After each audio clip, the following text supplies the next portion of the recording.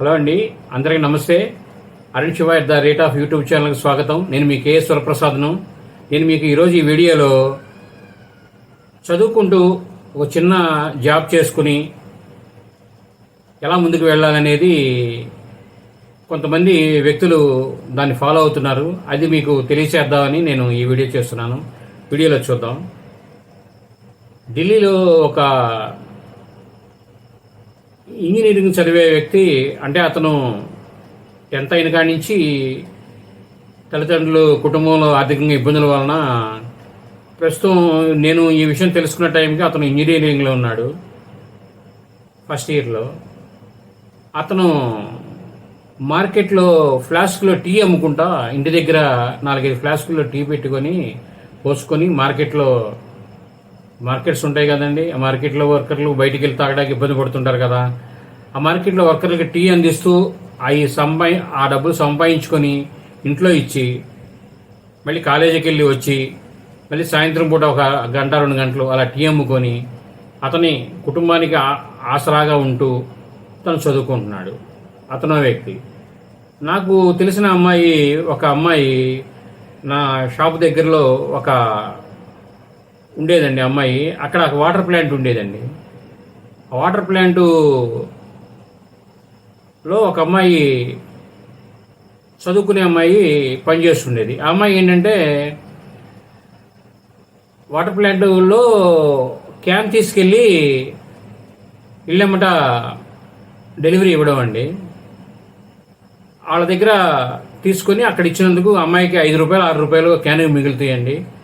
అలా ఉదయం సాయంత్రం ఒక 10-15 క్యాన్లు వేసుకుంటూ అమ్మాయి ఆడపిల్ల 20 లీటర్ల క్యాన్ అంటే సుమారు ఒక 18-20 కిలోలు ఉంటుందండి. మొత్తం 20 కిలోలు బరువు మోసుకుంటూ అందజేస్తూ కుటుంబానికి ఎంతో ఆసరాగా తను ముందుకు వెళ్తుందండి అమ్మాయి. అలాగే ఎంతోమంది ఇప్పుడు మన ఓలా బైకులు ఉన్నాయండి.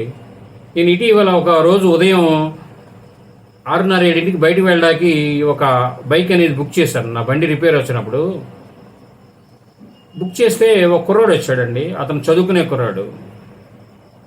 నేను బైక్ ఎక్కి వెళ్తా, బాబు ఏంటి ఇంత ఉదయాన్నే ఇలా బైక్ వేస్తున్నావు, మరి ఏంటి ఇదే వృత్తి లేకపోతే ఏంటంటే, లేదా అంకుల్ ఇలా నేను చదువుకుంటా మార్నింగ్ ఒక 2 అవర్స్, ఈవినింగ్ 2 అవర్స్ చేస్తాను. 2 పూట్ల కలిపి ఒక 150-200 సంపాదించుకుంటాను. ఎక్కువ టైం వేయను, 2 అవర్స్ లోపే వేస్తాను.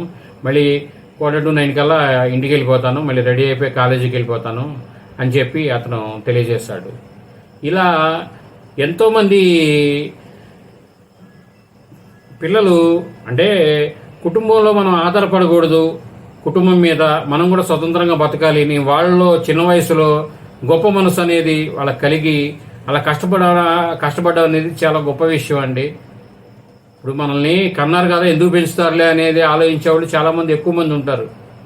వాళ్ళే పెంచుతారు, మనకి ఎందుకులే ఇప్పుడే శ్రమ పడ్డం అని.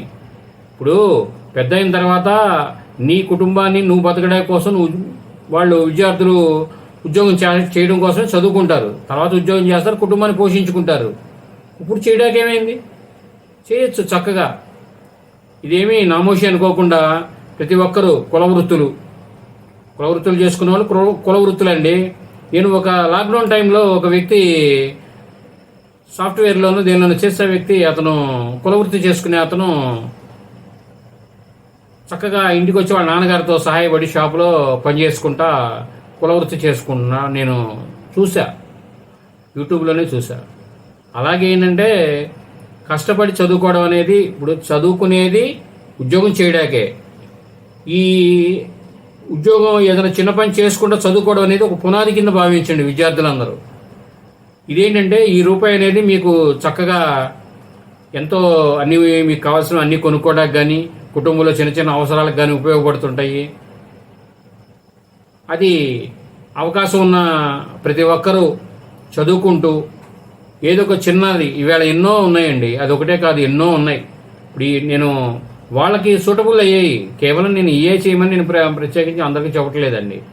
వాళ్ళకి సూటబుల్ అయ్యాయి చూసుకొని కాస్త చదువుకుంటూ ఇవి కూడా చేసుకుంటూ ఉంటే కొన్ని ఈవేళ మధ్యతరగతి కుటుంబాలు అనేది ఎక్కువ ఇప్పుడు వాళ్ళ ఖర్చులు పెరిగిన దాని మీద ఒక కుటుంబంలో ఇద్దరు కాదండి, ముగ్గురు నలుగురు సంపాదిస్తే కానీ ముందుకెళ్లాలనే పరిస్థితి అనేది ఏర్పడింది. అద్దులు అలాగే పెరిగినాయి, అన్ని ఖర్చులు అలాగే పెరిగినాయి మనకి. కాబట్టి ప్రతి విద్యార్థులు ధైర్యం ఉండి నేను నా కుటుంబానికి ఉపయోగపడాలి అని భావించేవారు చక్కగా ఈ వీడియో చూస్తున్నవారు ఈ వీడియో చూసి వాళ్ళకి తెలియచేయండి పిల్లలకి.